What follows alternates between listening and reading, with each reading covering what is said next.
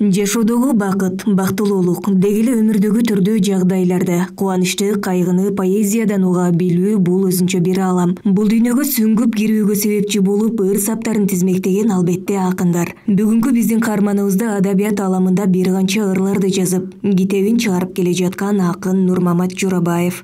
Баш аламан, жалганы көп бул заман, кайда барат, ким айтылат бүт арман.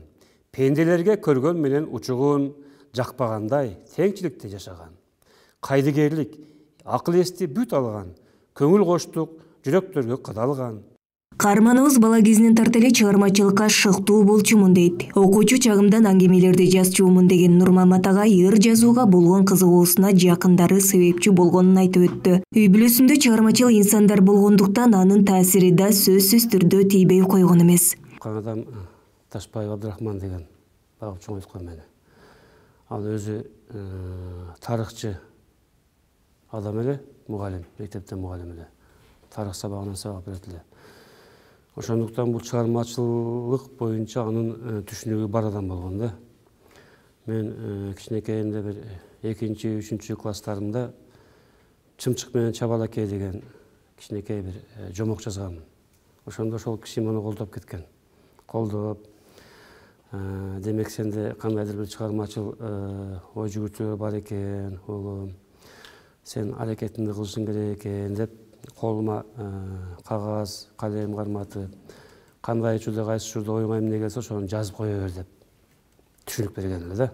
Азыркы тапта Нурмамат Жорабаев биротолуу чыгармачылыкка кызуу киришкенин айтат. Себеби мектепти бүткөн соң аскердик окуу жайга тапшырып, аскер адамы болуп 20 жыл эмгектенгендиктен жумушу менен катар чыгармачылыкты алдыга жылдырууга убакыты болбогон. Бирок арадан бир канча убакыт өтсө да ичиңде болгон талантың тынч койбойт экен деген каарманыбыз. Учурда чыгармачылыктын үстүндө кызуу иштеп жаткан чагы. Кийинчерээк уже мындай болуп калды. Мен өзүм военный училищеге тапшырганмын.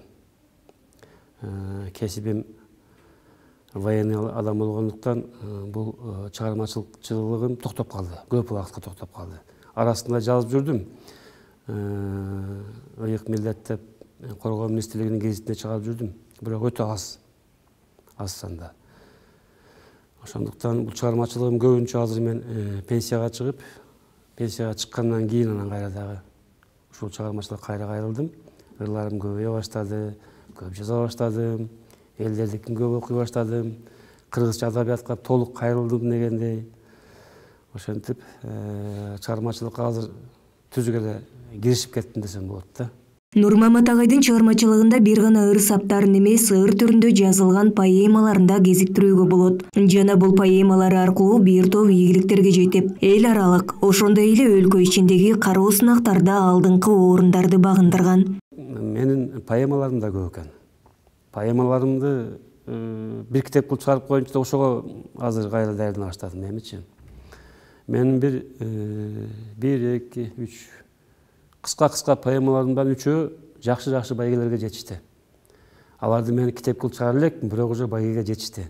Бирөөсү эл аралык Юрий Алеш атындагы сынакта 1-орунга ээ болду.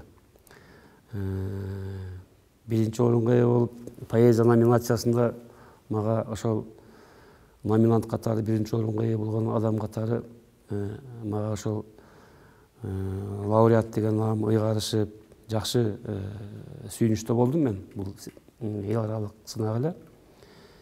Кийинки бир поэмам мына Жайыл Баатыр дегенди уккансыздар. Жайыл Баатыр ошо Жайыл районунун администрациясы, Жайыл Баатыр коому уюштурушуп, ошол Жайыл районунда Кара-Балтада.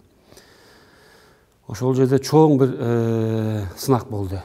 Алга мен Жайыл Баатырга поэма жаздым.